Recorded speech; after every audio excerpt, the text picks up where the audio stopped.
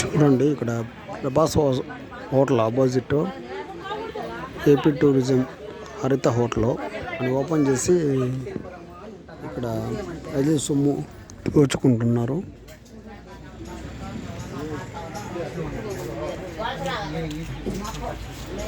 Half an hour అయింది, బండి పెట్టేసి ఆయన భోజనానికి వెళ్ళినాడు. ఎంతవరకు రాలా. కళాసిటీ నుంచి ఎమర్జెన్సీగా పోయే వాళ్ళు ఎలా పోతారండి?